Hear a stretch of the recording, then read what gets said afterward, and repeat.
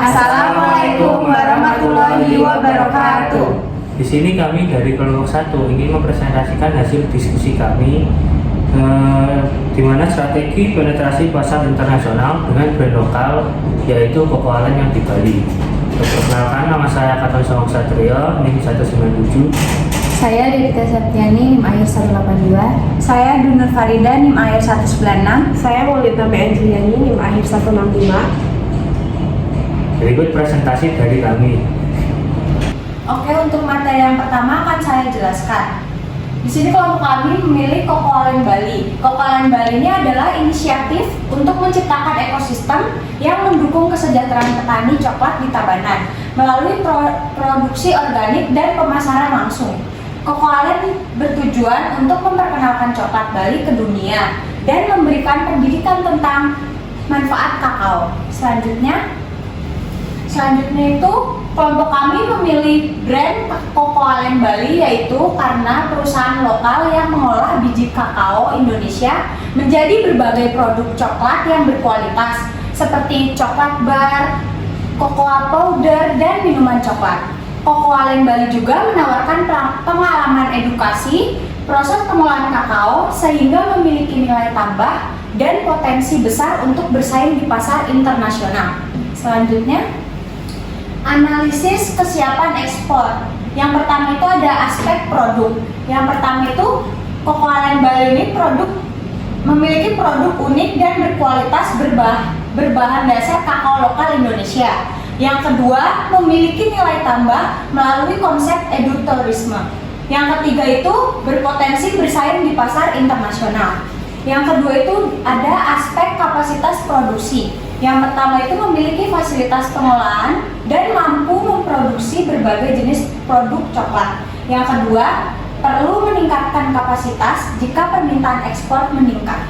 Selanjutnya, ada aspek modal dan operasional. Yang pertama itu memiliki fondasi operasional yang cukup baik. Yang kedua, membutuhkan investasi tambahan untuk distribusi, promosi, dan pemenuhan standar ekspor. Dan yang terakhir ada aspek keunggulan kompetitif. Yang pertama itu menggunakan kakao lokal Bali yang berkualitas. Yang kedua itu menggabungkan produk coklat dengan wisata edukasi sehingga memiliki diferensiasi yang kuat. Selanjutnya akan dijelaskan oleh Mbak Maulida. Yang selanjutnya yaitu analisis lingkungan makro negara tujuan atau screening. Di sini kami memilih negara tujuan India. Nah, tujuan dari analisis ini yaitu menilai kelayakan India sebagai negara tujuan ekspor menggunakan analisis seperti political, economic, sosial, teknologikal, environmental, dan juga legal. Nah, alasan kami memilih India yaitu yang pertama, India merupakan negara dengan pertumbuhan ekonomi tercepat di dunia. Yang kedua, populasi lebih dari 1,4 miliar jiwa dan merupakan salah satu negara dengan populasi terbesar di dunia. Yang ketiga, permintaan produk kakao dan coklat terus meningkat. Yang keempat, Indonesia merupakan pemasok utama cocoa butter ke India, kurang lebih 96% impor India pada tahun 2024. Dari segi politikal yaitu seperti stabilitas politik mendukung perdagangan internasional. Hubungan Indonesia dan India telah terjalin lebih dari 70 tahun dan juga kerjasama melalui G20, WTO, dan IORA. Yang selanjutnya ada ancaman yaitu pertumbuhan tarif dan juga regulasi impor. Dari segi politik, peluangnya seperti stabilitas politik, hubungan bilateral yang kuat, dan juga dukungan pemerintah terhadap perdagangan. Dari segi ekonomi, kondisinya seperti pasar lebih dari 1,4 miliar penduduk. Kelas menengah terus bertumbuh dan juga permintaan makanan premium dan juga coklat terus meningkat di negara India. Yang selanjutnya ancamannya seperti sensitif terhadap harga dan juga persaingan dengan merek lokal dan juga global lainnya. Peluangnya yaitu seperti pasar sangat besar dan juga konsumsi coklat itu yang terus meningkat dan hubungan dagang Indonesia-India itu sudah cukup kuat. Dari segi sosial, kondisi seperti konsumsi coklat di India terus meningkat. Yang selanjutnya, budaya pemberian hadiah setiap tahun seperti Diwali, ulang tahun, dan juga lain sebagainya. Konsumen muda juga menyukai produk yang baru. Dari segi ancaman, perlu menyesuaikan rasa dengan selera lokal di pasar India. Nah, dari segi peluang, permintaan produk premium itu cenderung juga meningkat.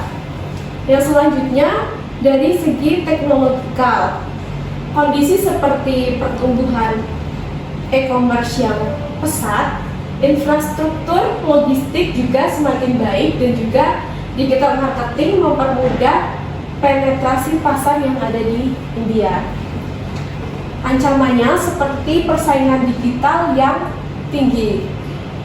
Selanjutnya, peluang seperti distribusi dan juga pemasaran yang sekarang lebih efektif. Selanjutnya, dari segi environmental, seperti kondisi kesadaran terhadap produk berkelanjutan itu terus meningkat, dan India masih bergantung pada impor kakao. Dan juga dari segi ancaman seperti tuntutan kemasan yang ramah lingkungan, dan peluang seperti peluang ekspor produk kakao juga semakin besar. Dari segi legal, produk harus memenuhi standar Food Safety and Standard Authority of India, seperti registrasi produk dan juga pelabelan sesuai ketentuan India, dan informasi dari nilai gizi produk, dan juga masa kadaluarsa dan standar keamanan pangan. Dari ancaman seperti sertifikasi dan registrasi membutuhkan waktu dan juga biaya yang lumayan lama. Peluangnya seperti regulasi yang jelas memberikan kepastian kepada hukum. Selanjutnya akan dijelaskan oleh Saudari Devita. Baik, materi selanjutnya akan saya jelaskan, yaitu mengenai strategi masuk pasar atau market entry strategi. Nah, di sini ada dua strategi. Yang pertama, penentuan metode masuk pasar. Nah, Koko Alen Bali merupakan usaha skala menengah yang memiliki keterbatasan modal untuk ekspansi berisiko tinggi. Oleh karena itu, strategi masuk pasar dipilih berdasarkan keseimbangan antara tingkat kontrol terhadap merek, resiko finansial, dan kesiapan sumber daya perusahaan. Nah, strategi kedua yaitu alternatif metode entry. Di sini ada 4 alternatif. Yang pertama, direct exporting atau kontrol tinggi terhadap harga dan merek. Yang kedua, indirect exporting atau biaya dan risiko lebih rendah. Yang ketiga, licensing and franchising, yaitu memberikan hak kepada mitra lokal. Yang keempat, joint venture atau kerjasama dengan perusahaan lokal. Jadi strategi yang kami pilih yaitu direct exporting. Nah, alasannya yang pertama itu menjaga kualitas dan identitas tropical coklat khas Bali. Yang kedua, kontrol lebih besar terhadap harga, merek, dan juga distribusi. Yang ketiga, cocok untuk membangun citra premium di pasar India. Nah, di sini juga ada jalur pendukungnya, yaitu indirect exporting. Nah, ini digunakan pada tahap awal untuk yang pertama itu mengurangi resiko, yang kedua menguji respon pasar, yang ketiga memanfaatkan pengalaman agen atau trading house ekspor. Selanjutnya yaitu tahap implementasi strategi. Yang pertama itu tahap indirect exporting, yaitu melalui trading house atau agen ekspor Indonesia. Yang kedua, menguji pasar dengan modal dan risiko yang rendah. Tahap kedua yaitu direct exporting, yaitu menunjukkan distributor specialty atau gourmet food di Mumbai, Delhi, dan Bengaluru. Yang kedua itu memenuhi persyaratan FSSAI, pelabelan dan standar keamanan pangan.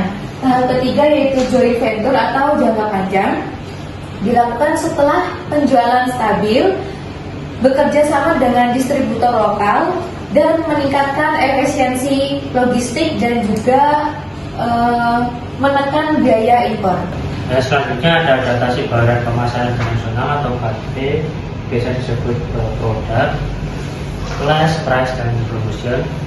Yang pertama di sini ada produk. Jadi hal utama yang perlu diperhatikan adalah apakah produk perlu disesuaikan dengan regulasi dan preferensi konsumen yang ada di India. Jadi yang perlu diperhatikan yang pertama yang pasti kemasan, yang kedua adalah sertifikasi seperti BPOM Indonesia Halal dan standar keamanan pangan internasional. Yang selanjutnya ada rasa dapat disesuaikan dengan lidah masyarakat yang di India yang umumnya menyukai coklat dengan rasa yang lebih manis. Yang selanjutnya ada ukuran kemasan dapat lebih bervariasi, misalnya kemasan kecil 20-50 gram dengan harga terjangkau dan kemasan premium untuk hadiah.